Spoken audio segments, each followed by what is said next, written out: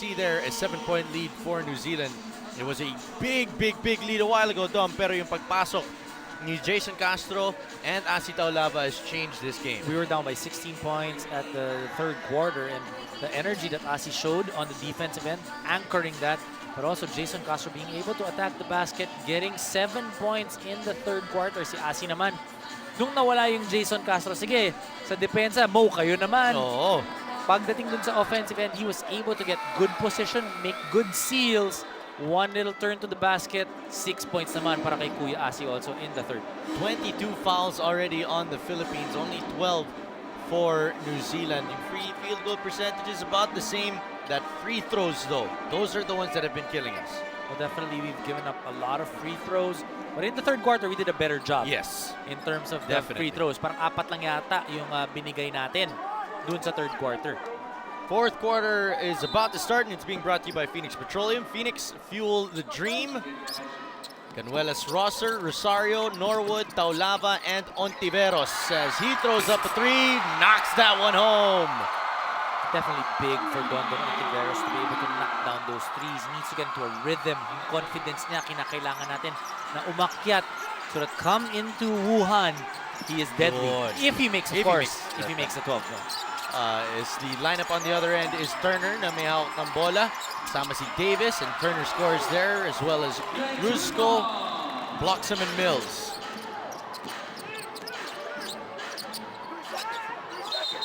Foul on the inside dun sa hawak. It will be called on Asi Taulava. Baffled there. You gotta see that replay. Sabi ni Asi, ako'y senior statesman dito. Dapat ako sa akin yung mga tawag. Kasi sabi ng referee, nakahawak daw si Asi. Right on the forearm. You see right there. I don't know if you can call that a foul. Well, you're preventing him from being able to put his hand up, so I would agree with that call. Mills inside. Turner. Kontra kay Rosario. Tinoble ni Gabe. Turner, that's a travel. Good defense by Troy Rosario. One guy that really has a bright future, also Troy Rosario. Not just in the PBA, but even Nitsa Gilas. Yes. Looks like we'll be able to use him in the future. Rosser ang bababa ng bola ngayon. MGR against Mills. Kicks it out to Dondon for three! No! Ano yung mga tira ni Dondon? Halos pasok na eh. Umaalog lang. Sometimes a little bit long, sometimes a little bit short. Bloxham at the controls. Binagsak na naman kay Turner. Kontra kay Rosario. Dinoble. Mills for three. Rebound for Dondon.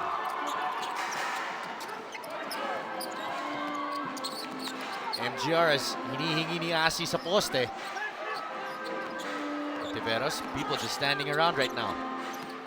Dondon gets by his defender! Well, that time, catching his defender flat-footed. Hindi nila akalain sasaksak si Dondon eh. Akalain niya na jump shot lang. 4 na lang po ang pagitan ng dalawang oponan as Davis open the harm. Davis definitely a force to reckon with.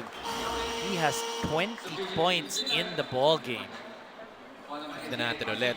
Asi having a hard time shutting the door on Brian Davis. There's the pump. Well, yun ang gusto mong gawin. Gusto mo siyang magsimula dun sa labas. But he's got that ability, that 1-2 dribble to the basket, and also able to have that strength to finish that attack. 20 points for Brian Davis, looking to make it 21 and a 7-point advantage. Gabe Norwood will be the designated point guard para sa Gilas Pilipinas ngayon. Kontra kay Eric Devendorf. Inside, hinahanap si Canuelas Rosser. Turnover again for the Philippines.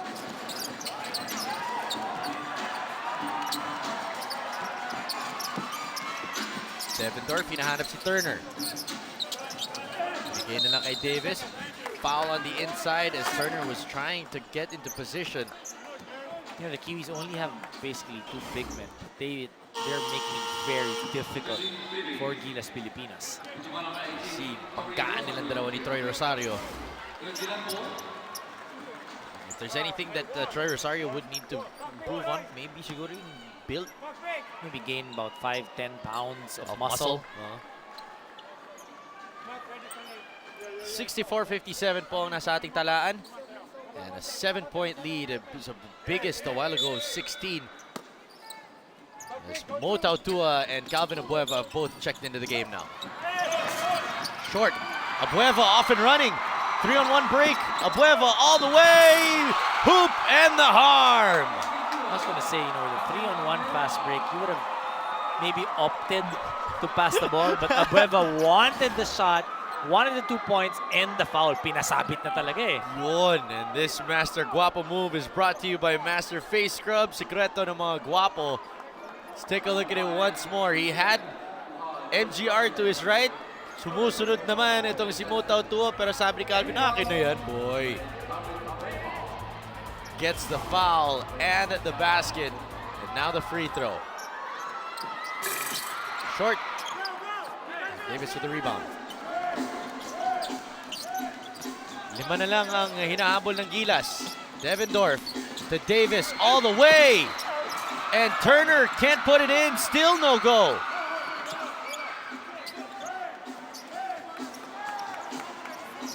Devendorf. Ginamit yung Turner pick. Inagaw ni Calvin. Buhay pa rin yung atake ng New Zealand. 3 on the shot clock though. At the buzzer, Rusko can't get it in. Double time ang pagtatrabaho ng mga big men. Actually, everybody needing to help each other out, try to clear that defensive board because we're a lot smaller than New Zealand. Stab Baldwin looking on. Troy Rosario binalik na sa ating benches. Ping has checked back into this game.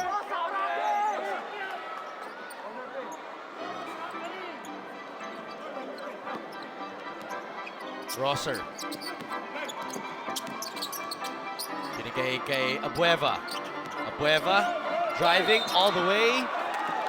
No foul called. I'm surprised there's no foul called there. Tignan natin ulit yung depensa ni Eric Devendorf. Ooh, that's a foul right kay there. Turner.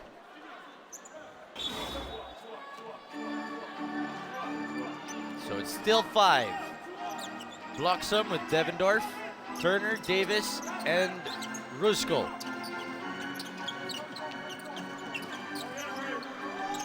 Brook Rusko with a pick from Turner. Kontra kay Ontiveros. Dinabas. Davis driving all the way.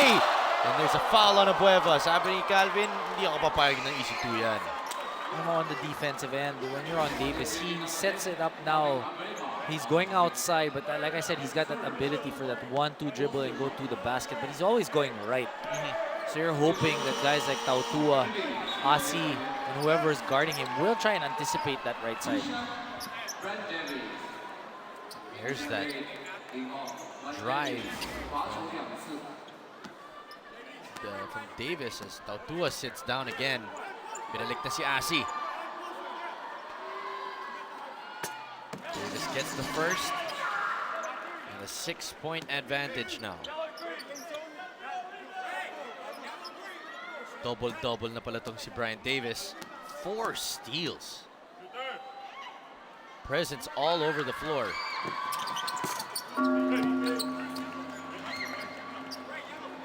A 7-point lead, 6 minutes and 16 left in the fourth quarter. Definitely a lot of time left.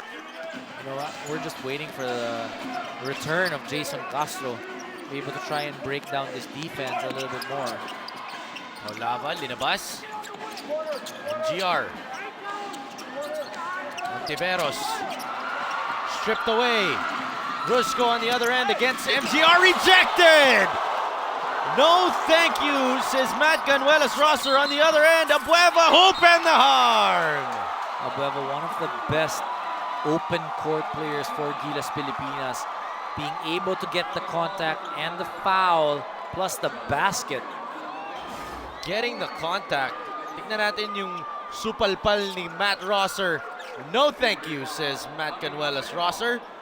And on the other end, our Master Guapo move being brought to you by Master Face Scrub, Sekreto ng mga Guapo, courtesy of the Beast. Apat na lang yan. 11 na yung puntos na ngayon ni Calvin Abueva. 66-62.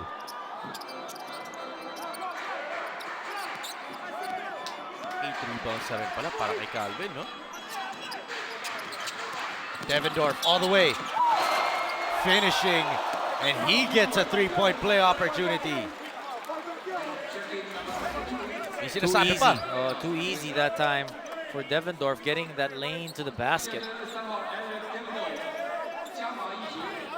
Good. Former Div 1 NCAA player, itong si Devendorf. At nag-uusap pa si Devendorf tsaka si Calvin Abueva. Kanina pa sila magkatapat eh. Oo. Diba kahit nung first quarter, yung dalawang foul ni Devendorf, binigay niya kay Calvin Abueva eh. Nanigurado lang, diba? Pakilala tong si Devendorf kay Calvin. Si Calvin, papakilala din naman siya eh. Malamang. Rosser as well getting into it. Paalala lang, magkikita rin itong dalawang kuponan na to sa MVP Cup, sa Master MVP Cup natin. Next weekend yan. Oo. 12 points na para sa kay Eric Devendorf. Taulava against Davis. Still alive. Taulava falling to the ground. He can't call timeout. Jump ball and possession arrow. Nadula si Asi dun sa sa spot. Because si Davis, when he tried to go for that ball, ayan o. And tapos right in that spot, dun sakto na dula si Asi.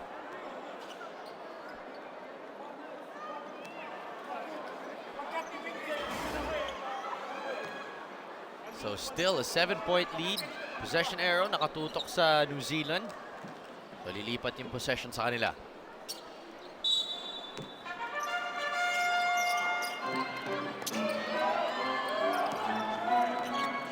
Devendorf ang magbababa ng bola ngayon para sa Saints. Davis. Foul on the inside on Mark Pingris.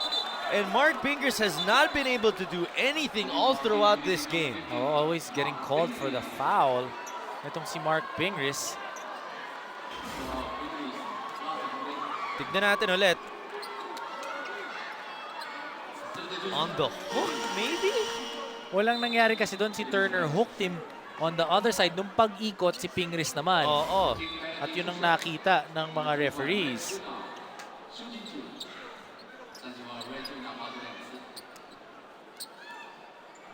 And Mark Pingris looks like he was called for a technical foul. Wow. So, double black eye kumbaga kung technical foul yun. So they will. No, I believe they did not. No, no technical foul is called. Okay. Buti na lang. So, medyo nag-react yung buong bench doon eh. Diba? 70-62. Turner 6 and 6.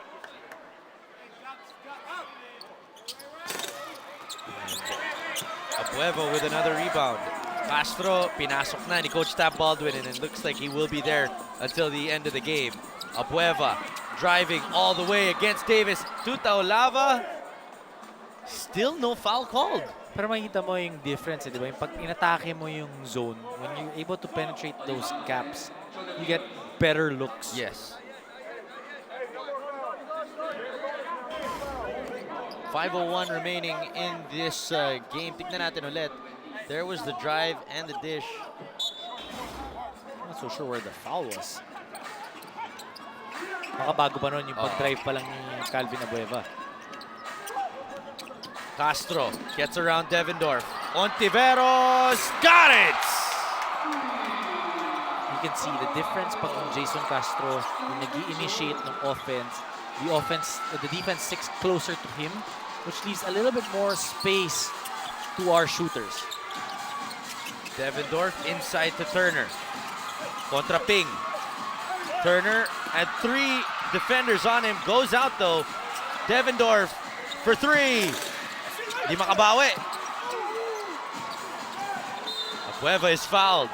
And that will be penalty now on New Zealand. And Mills saying, di mo ba nakita yung siko ni Calvin? Yoy! Vintage Calvin Abueva. Protecting the ball, itong si Calvin Abueva would have been different kung natamaan. Oo. We got a timeout on the floor. 4:20 remaining. Mahabol pa rin ang Gilas Pilipinas.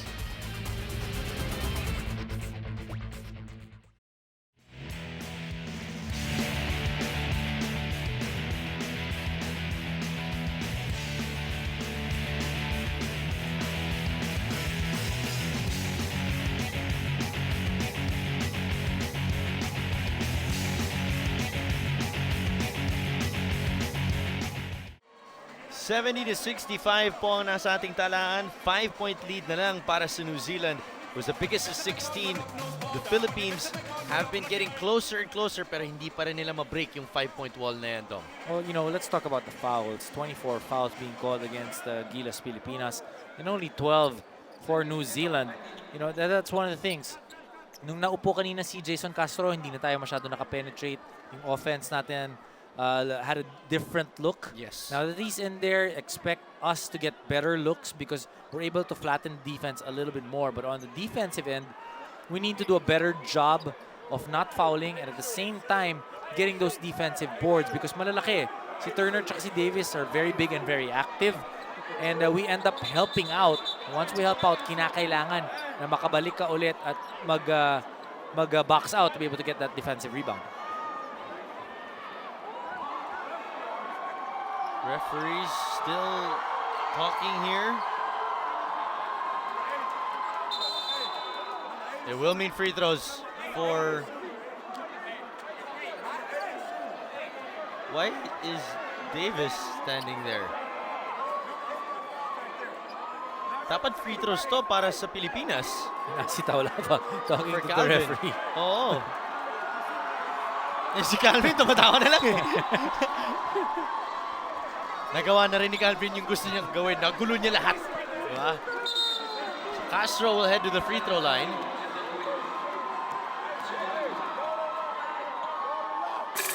And Castro makes the first. Free throws will definitely be crucial now for Gilas Pilipinas. So this was it a while ago. There's the foul. So it should be Calvin that's taking the free throws. Pero hindi, sige, okay lang. Si Jason na. O, di ba? Okay na yan. Okay na yan. Kaya nagtago si Calvin, kaya siya tumatawa. A 2 out of 2. Calvin eh. Galing eh. 12 and 5 now para kay Jason Castro. 3 points na lang. 1 possession ball game. Inside, blocks him. Kontra Calvin. And Devendorf. Binigay kay Brian Davis against the ageless one. Davis all the way and scores. He needs help. Asi needs help there. But that time, magandang ginawa ni Asi. Made him go left. 25 now for Brian Davis. Castro gets a pick from Taulava. Castro lalabas ulit for 3. Yes! Good patience that time by Gilas. And even for Jason Castro, nakikita mo, inaabangan niya talaga. Una, hinanap niya si Asi. Okay, hindi ako makalusot. And Jason Castro now with 15 points in the ball game. Dalawa na lang ang inaabol ng Gilas. Devendorf. Brian Davis now. Asi forcing him left. Dinoble ni Dondon. Turnaround jumper. That's what you want to see. Here comes Castro on the other end. Fouled, and that's 2 free throws for Jason Castro. And good defense translating into an opportunity on the offensive end to get that fast break. But Calvin Abueva really trying so hard to get that defensive rebound. Willing to sacrifice his entire body. Grabe yung energy ng Calvin Abueva, Asi, and Jason Castro on the floor, no? super steady rin itong si Don Don Ontiveros. He's getting a lot of playing time. And Ping as well. So Castro making the first. 16, 1, and 5. Quiet din yung 16 niya, no? Hindi ganun kadami din yung minuto kasing nilalaro ni Jason Castro. But when he's there, he's scoring. 5th deadlock of the game now. 3:04 remaining. Devendorf. All the way, and it's Philippine ball.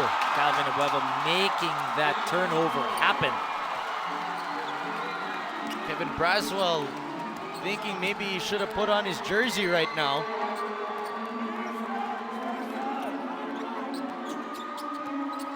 Castro. Kontra dalawang defenders. Taulava jumper. Rebound for Turner.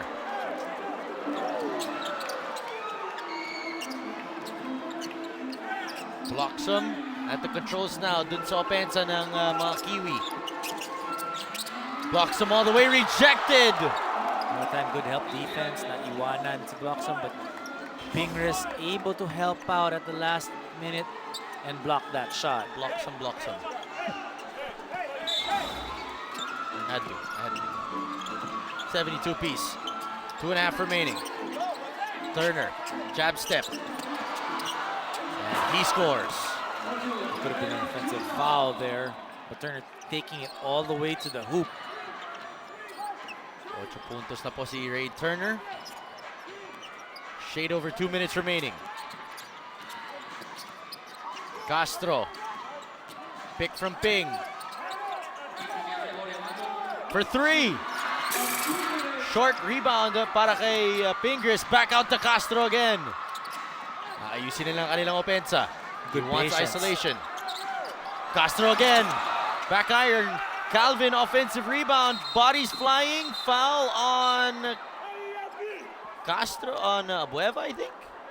Possibly on Calvin Abueva, Yeah. but Calvin Abueva really trying to get that offensive rebound.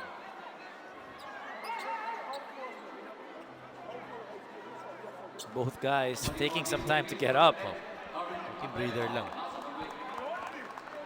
If that's gonna be on Abueva, that will mean 2 free throws though for New Zealand. Tignan natin ulit. Getting the ball. That could have been a foul Yeah. on Davis. And then Because Davis. Abueva had that ball. Then Davis falling over Abueva. Tignan natin ulit. Ayan, hawak ni Calvin eh. Hawak na niya eh. Oo, tapos yung right arm nitong si Davis getting Abueva, maybe from the other angle. Nakahawak talaga si Calvin dun sa forearm ni Davis eh. Davis taking a little bit of a breather like you were saying. So free throws yet again for New Zealand. Did you like how composed Davis is? Yes. Kita mo naman, Calvin Abueva really trying to psych Davis out of his game. 26 points and 10 rebounds so far, but Davis just focused.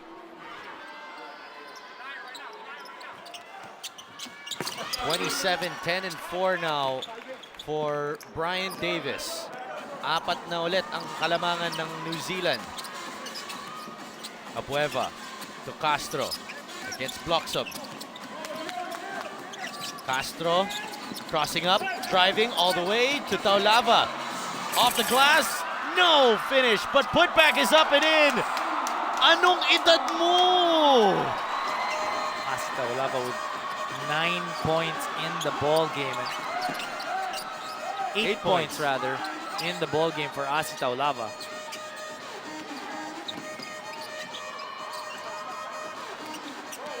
Rusco out to Davis against Taulava, and that's a charge. And once again, Asi Taulava able to force Davis to his left side, this time getting the charge. 1:05 remaining. Tignan natin ulit. That's exactly what you're saying, Dom. Oh, kita mo, tinanggal niya na yung right side. Kanina nabibigay nila yung kanan. He was successful. He was getting dunks, fouls, layups. But this time, they forced him left, got the charge. 1:05 on the clock, 76-74. Taulava and Davis having a little bit of a conversation. Tinatanong niya, paano ba na nagkagawa yan? Ganun talaga. Pakilala mo naman ako sa trainer. Under a minute remaining. Here's Norwood. Out to Castro. Castro. Got it to Puang. 5 on the clock. Throws it up. Got it in. I like how patient Jason Castro is. Makikita mo kasi, pag si Asi yung nagbibigay ng screen, Davis just helps out. They want to give Asi that jumper because they feel they've got a better chance if Asi's taking the jumper. But Castro, nakita niya yon, opting to reset, and then once nakakuha siya ng Puang, nakuha na naman niya yung 2 points.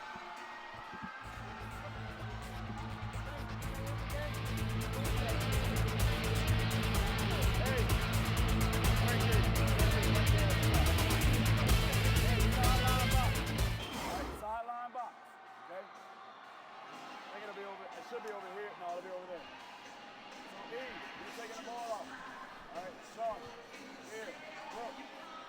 Ray, B, please set that first screen. All right, get Josh coming up, make that pass. Ray, then you set the screen for Brooke. All right, make this pass right here. Josh, make that pass for Brooke. All right.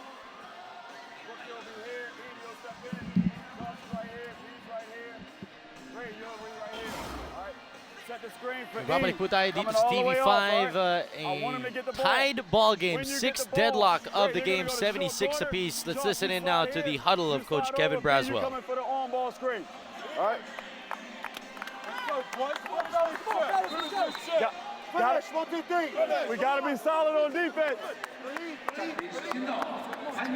Coach Braswell knowing giving up so many points here in the third quarter.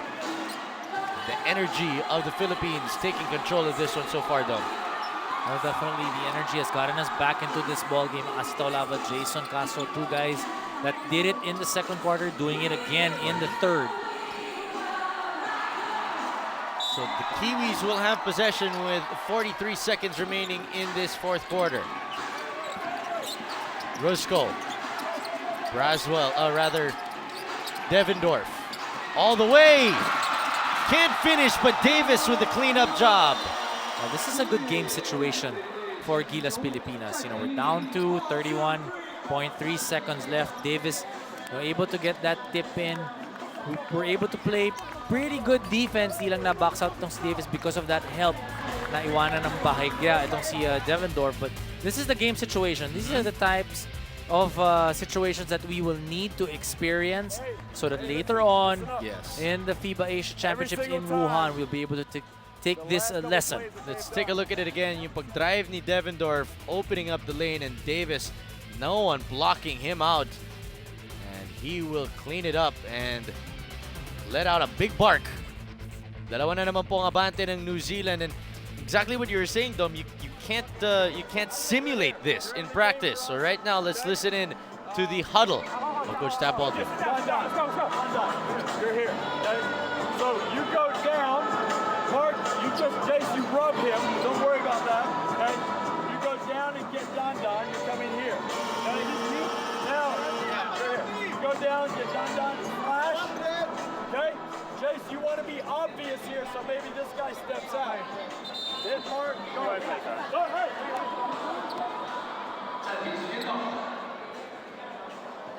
78-76, 31.3 seconds remaining dito sa ating fourth quarter. Coach Tab Baldwin will reinsert Aldrich Ramos. Foul situation right now. Tautua and Abueva both with 4. Taulava and Tos with 3. So it's Norwood, Pingris, Ramos, Castro, and Ontiveros.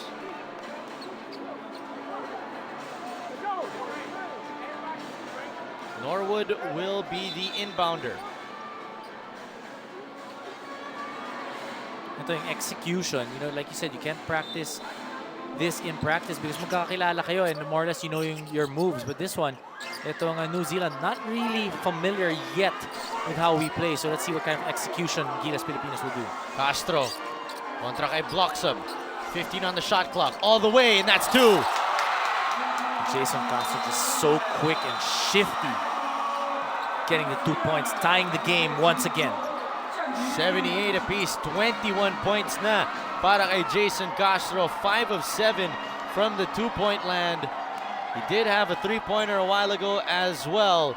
And now, ang chess match ni Tab Baldwin and Coach Kevin Braswell ng New Zealand will continue on. Let's take a look now at the drive of Castro. That's what you wanted to see. You want to be able to spread it out, give Jason Castro enough room to operate. That's exactly what happened. Get him a clear lane to the basket.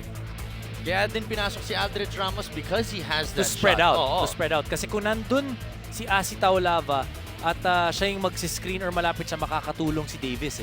So you want somebody else who can knock down that jumper to be able to be there. So just in case mag-help si Turner or si Davis, especially Davis, he has a kick out. Now let's listen in to Coach Braswell's huddle. Stay there, stay low, and we get one of you running into the on-ball screen. Hey, let's take the last shot. It's 19 seconds. All we got to do is hold the ball. We go to overtime. We get the last shot. So Coach Braswell wants the last shot. If you're Gilas, what do you want to see here? Well, definitely. You want to try and deny the passing lanes when you inbound that basketball.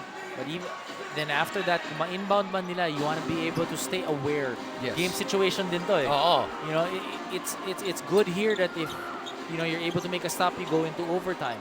But what if you're actually down by 2 with this much left? You need a steal. Yes. Or you need a turnover. So you can think up of these situations as training for us. And no foul dapat. Both teams in the penalty. Devendorf ang mitangan ng bola against Gabe Norwood. 10 on the clock. Devendorf with 5 now. Splits the defenders, kicks it out. Ray Turner against Ping for the win. No, and we head on in to extra time. Overtime between Gilas and New Zealand. Great defense shown by the Philippines. Oh, definitely. That was a tough shot that we gave up. And that's the type of shot that you want. A step-back jumper by Turner, who's not really known for his jump shot. So definitely accomplished yung defensive set na yon for Gilas Pilipinas. We are not done yet here in this Jones Cup battle between New Zealand and the Philippines. Jason Castro has taken control of this game, and we will have more of it when we return.